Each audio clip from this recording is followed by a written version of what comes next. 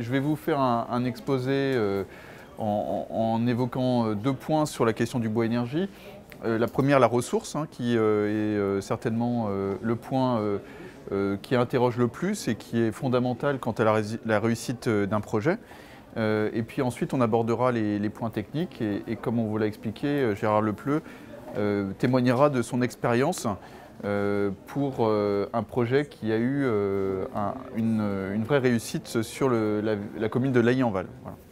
Donc on va parler des combustibles et de l'approvisionnement des chaufferies avec évidemment la gestion durable des forêts. Couper du bois, en tout cas gérer la forêt, lui fait du bien.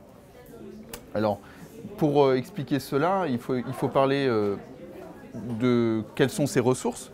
Le premier point, le premier constat qu'on peut faire, c'est quelle surface forestière on a dans la région. C'est déjà un quart du territoire, c'est-à-dire 932 000 hectares qui sont couverts par de la forêt, ce qui est assez considérable. Et puis on a des forêts assez remarquables comme le territoire d'Orléans avec une forêt qui fait 30 000 hectares. Ce qu'il faut aussi savoir, c'est que la forêt, elle est essentiellement privée. On a plus de 80% de la forêt qui est privée, et ça c'est quelque chose qu'on n'a pas forcément en tête. C'est plus de 300 000 propriétaires forestiers dans la région qui gèrent la très grande majorité de la forêt. Donc l'enjeu, c'est que cette forêt-là, elle soit bien gérée. J'ai tendance à illustrer cela par l'agriculture. Si on cultive des radis, à un moment donné, il faut éclaircir si on veut des sujets qui ont une maturité et une croissance qui soient intéressantes. Pour la forêt, c'est exactement pareil. L'objectif, c'est pas faire du bois énergie. Le bois énergie, c'est un sous-produit. L'objectif, c'est de faire du bois d'œuvre, c'est de faire de la valeur ajoutée, c'est de faire des forêts qui soient accueillantes. Et pour ça, eh bien, tous les 10 ans, il faut l'éclaircir, il faut venir couper les sujets qui ont le moins d'avenir. Chaque année, cette forêt, elle s'accroît en volume, plus qu'en surface. Elle a beaucoup cru en surface depuis le XXe siècle. En France, on est passé à peu près de 10 millions d'hectares à 16 millions d'hectares. Et dans la région, chaque année, la forêt, elle s'accroît d'à peu près 6 millions de mètres cubes. C'est-à-dire que c'est plutôt les arbres qui croissent en volume. Aujourd'hui, la récolte de bois dans la région, elle se fait à peu près sur la moitié de cet accroissement. Et donc si on regarde la perspective de ressources, eh bien, la ressource théorique disponible, elle est sur le complémentaire. Les usages du bois, ils se décomposent prioritairement pour le bois d'œuvre, ensuite pour le bois d'industrie et enfin pour le bois énergie. Et on peut avoir une économie circulaire où les produits en fin de vie du bois, notamment les palettes, on les a évoquées tout à l'heure, peuvent resservir dans le process de l'industrie du bois, panneaux notamment, ou en tant qu'énergie. Aujourd'hui, on va plutôt s'intéresser aux combustibles qui permettent une automatisation de l'alimentation. Alors, il y a un combustible qu'on connaît assez bien, c'est le granulé de bois, parce qu'il a un usage de plus en plus important dans les habitations individuelles.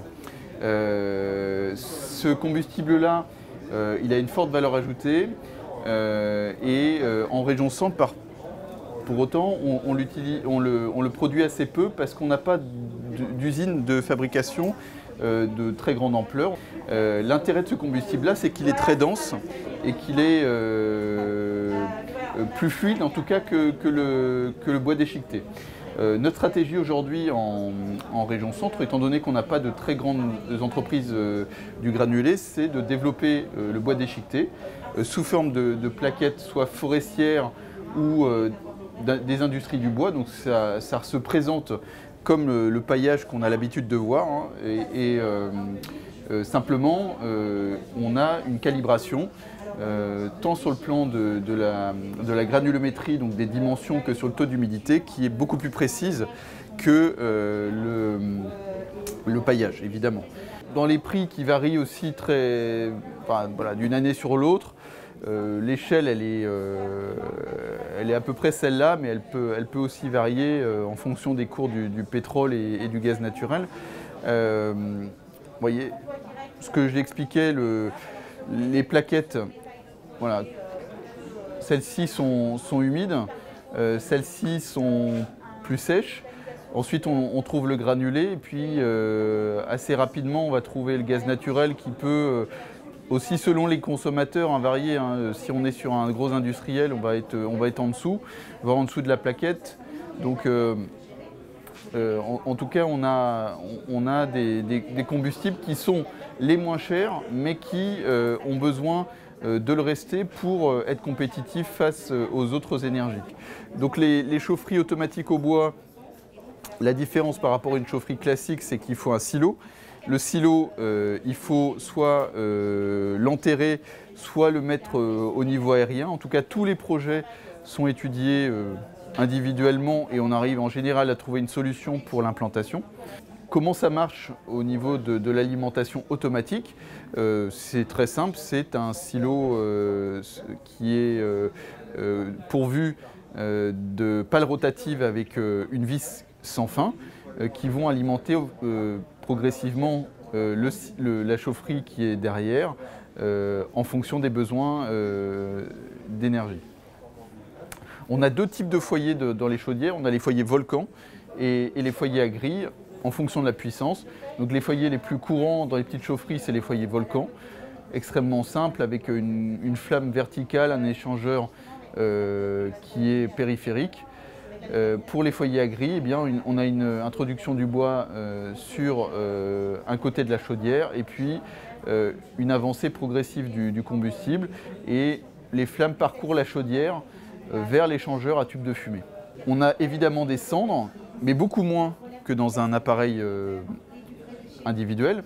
Ça représente 1 à 5% de la masse totale de bois et c'est incommensurable par rapport à la quantité qu'on peut avoir dans un poêle et ça représente l'efficacité de l'appareil.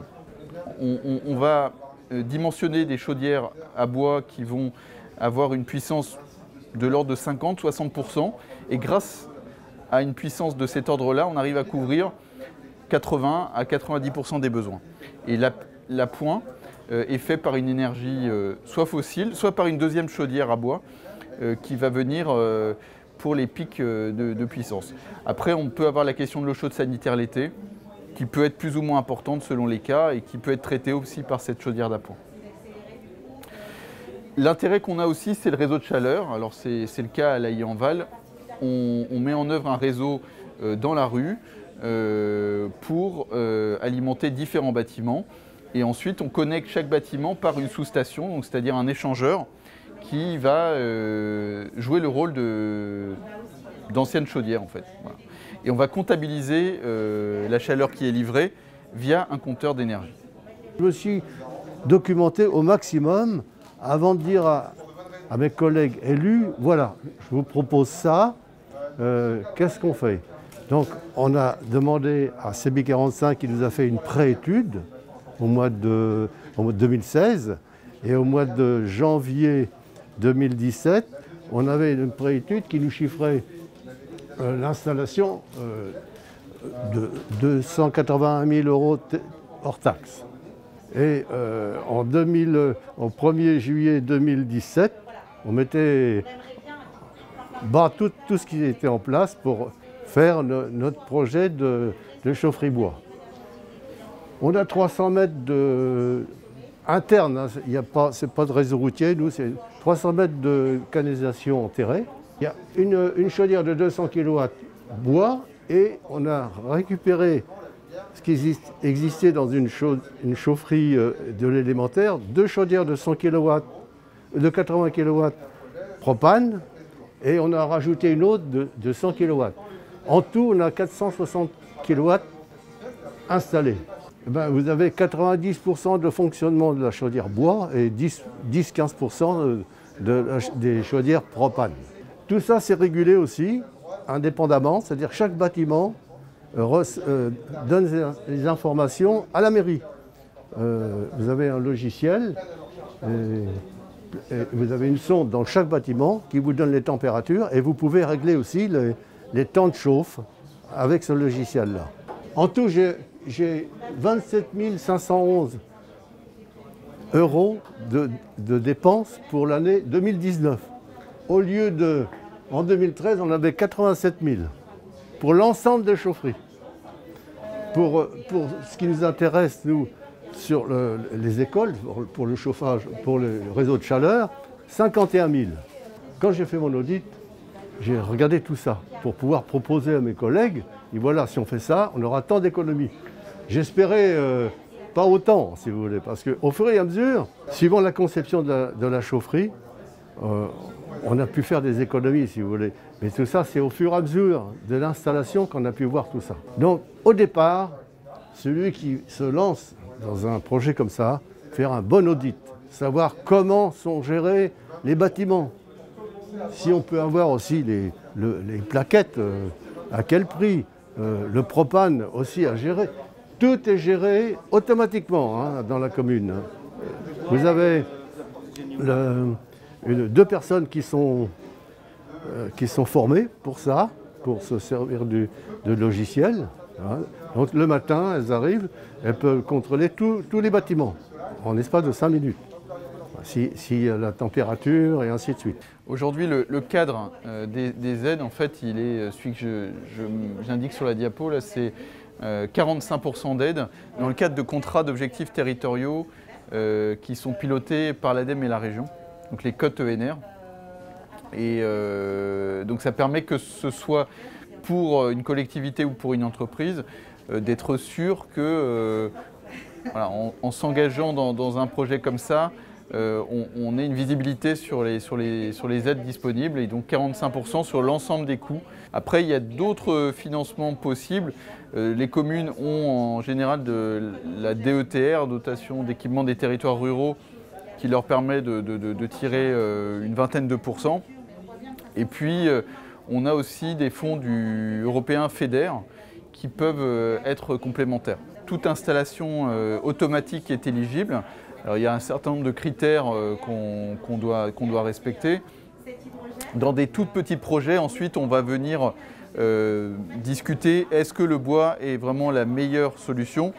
Sur des petits projets, parfois la géothermie a plus de pertinence que le bois. Donc c'est vraiment, on travaille en bonne intelligence sur les besoins, sur les énergies renouvelables thermiques.